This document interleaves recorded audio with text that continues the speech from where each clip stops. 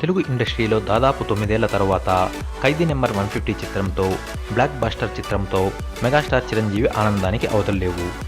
Cinema మొదలైనప్పటి నుండి 'ఖైదీ number 150'పై భారీ అంచనాలే ఉన్నాయి. అయితే ఆ అంచనాలను మించి సినిమా సూపర్ హిట్ కావడంతో పాటు ప్రేక్షకుల నుండి ప్రశంసలు, అలాగే బాక్సాఫీస్ నుంచి భారీగా కలెక్షన్లు వస్తుండడంతో మెగాస్టార్ చిరంజీవి ఫుల్ ఖుష్గా ఉన్నాడు. 10 సంవత్సరాల క్రితం చిరంజీవి ఎలా ఉన్నారో ఇప్పుడు కూడా అదే జోష్లో ఆయన ఉన్నారని విమర్శకుల నుంచి ప్రశంసలు అందుకుంటున్నారు. ఇక చిరంజీవి సినిమా ప్రమోషన్లో భాగంగా మీడియాతో మాట్లాడడం మొదలు పెడితే చాలు వెంటనే టాపిక్ పవన్ కళ్యాణ్ దగ్గరకు వెళ్ళిపోతుంది. ఇక మీడియా ఇంటర్వ్యూలో భాగంగా మెగాస్టార్ చిరంజీవి మాట్లాడుతూ అసలు పవన్ అండ్ ఫ్యామిలీకి ఉన్న అనుబంధం గురించి ప్రత్యేకంగా చెప్పాల్సిన అవసరం లేదని, తాను చిన్నప్పటి నుంచి ఒంటరిగా ఉండడం అంటేనే ఎక్కువగా ఇష్టపడతాడని అన్నారు. తాను హీరోగా ఉన్న సమయంలో కూడా ఇంట్లోకి 10 మంది వస్తే తాను తన రూమ్లోకి వెళ్ళి పుస్తకాలు చదువుతూ కూర్చునేవాడని, 10 మందితో కలిసి ఉండాలంటే కాస్త సిగ్గుగా ఫీల్ అయ్యేవాడని అన్నారు.